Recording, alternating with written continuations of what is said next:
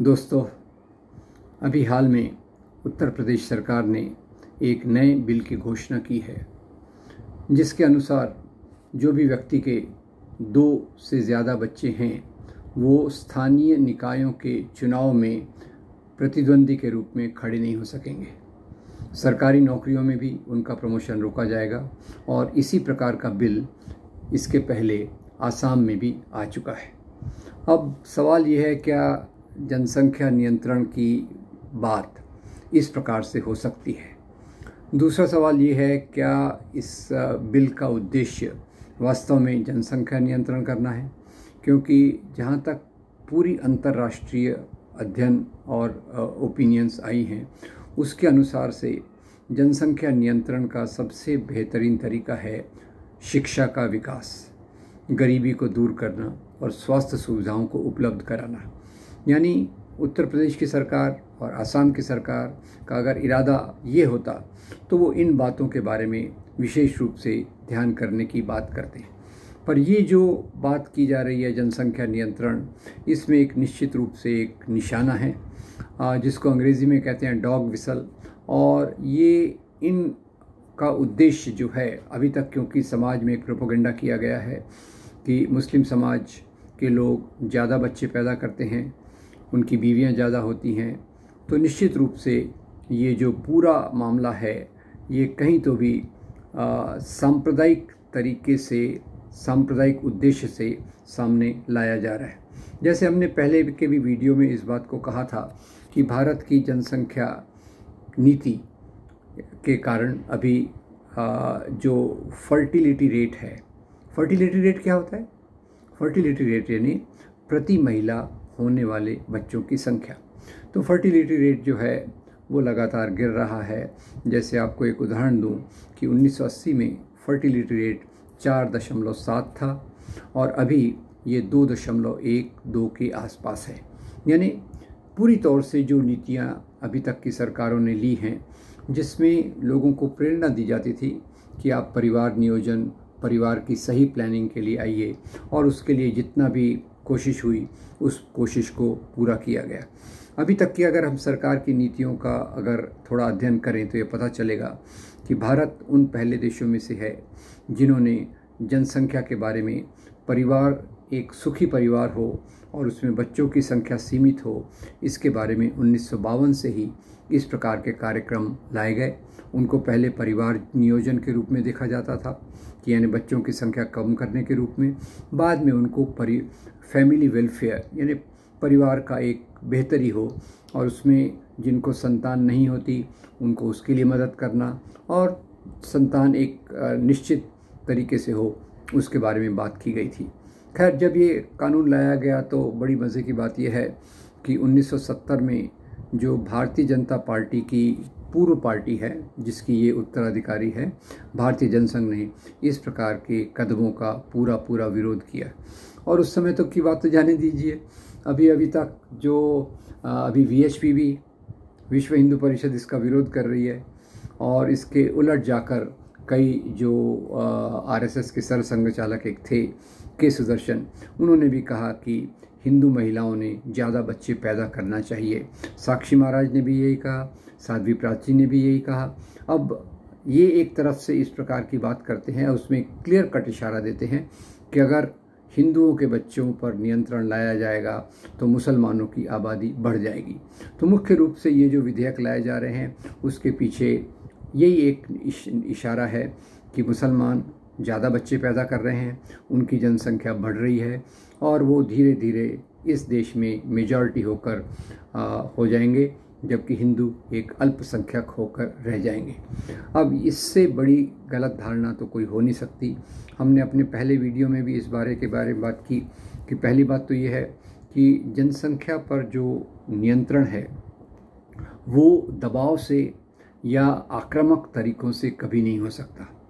इसका एक उदाहरण मैं देता हूँ कि जैसे इमरजेंसी के दौरान वैसेक्टॉमी यानी नसबंदी का कार्यक्रम जो आक्रामक तरीके से लगाया गया, उसके कारण क्या हुआ, उसके पहले 1975 के पहले नसबंदी जो एक आसान तरीका है परिवार नियोजन का, उसके लिए भारत में संख्या बहुत बढ़ रही थी और 1975-77 में इस प्रकार का समाज पे लादने के बाद परिवार नियोजन को इस प्रकार से करने की जो सबसे सरल तरीका है, उस तरीके में एकदम गिरावट आ गई। पहले लाखों लोगों के बीच में ये होता था, अभी कुछ हज़ार लोग भी मुश्किल से इसको करते हैं। तो यानी एक तो ये कि ज़बरदस्ती से इस प्रकार का परिवार का नियंत्रण नहीं किया जा सकता। दूसरा एक आपको बता दूं कि चीन में बीच में सब लोग तारीफ़ करते थे कि वहाँ एक कानून लाया गया है कि अगर आपके परिवार में एक बच्चा है तो वही अच्छा है।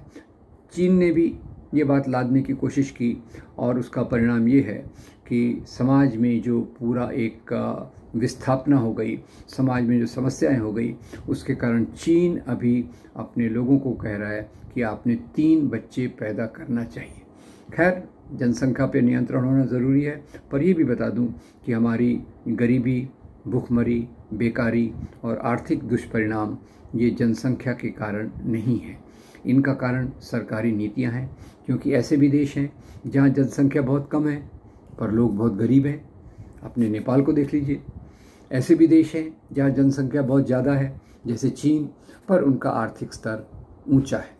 तो ये अलग अलग प्रकार से उदाहरण देख सकते हैं, पर मुख्य रूप से यहाँ जो चीज़ को इशारा किया जा रहा है वो ख़ास तौर से आसाम के मुख्यमंत्री हों या उत्तर प्रदेश के मुख्यमंत्री हों, ये अपने राजनीतिक स्वार्थ के लिए समाज का बंटवारा करके या तो अपनी शक्ति को मजबूत करना चाहते हैं, जैसा आसाम के मुख्यमंत्री, या आने वाले चुनावों में अपनी सफलता प्राप्त करने के लिए समाज को विभाजन करने का ये तरीका अपना रहे हैं, जैसे कि उत्तर प्रदेश के केस के बारे में है। वैसे देखा जाए तो सरकार ने जो अभी तक नीतियां लगाई, जिसमें जोर नहीं था, ज़बरदस्ती नहीं था, वॉलंटरी तरीके से था, उसके कारण यहाँ जो प्रजनन दर है, रेट ऑफ फर्टिलिटी यानी क्या?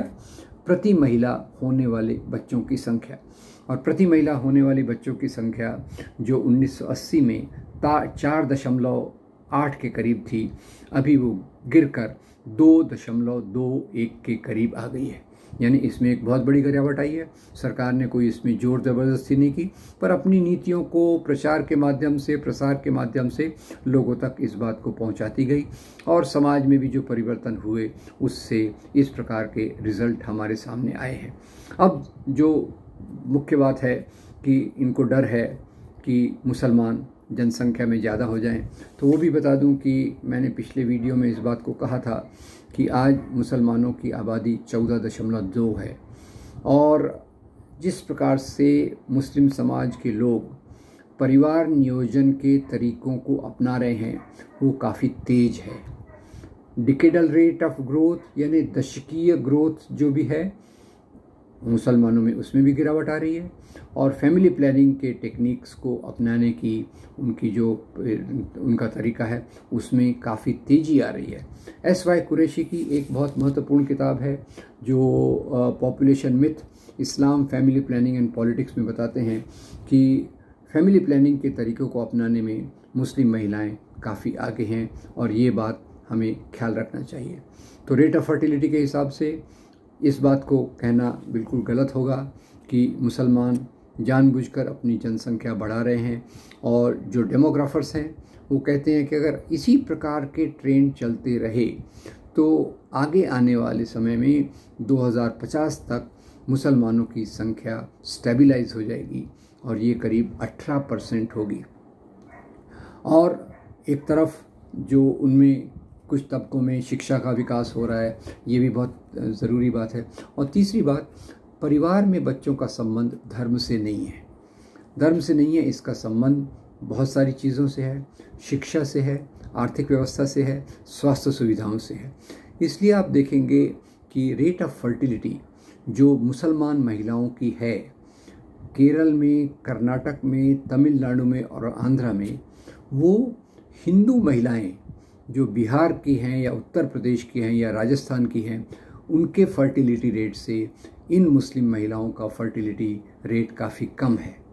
कश्मीर को देखिए, मुस्लिम मेजॉरिटी प्रदेश है, पर वहाँ का फर्टिलिटी रेट 1.7% है।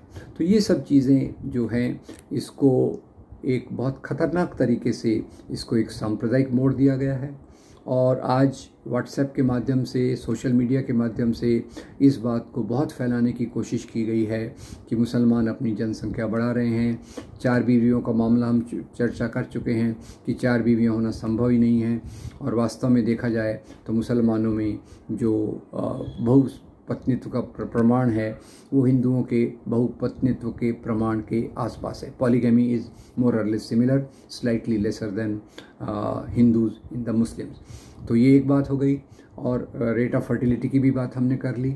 तो अगर सरकारें इसके बारे में सीरियस हैं तो उन्हें करना ये चाहिए कि एक तरफ गरीबी दूर करने के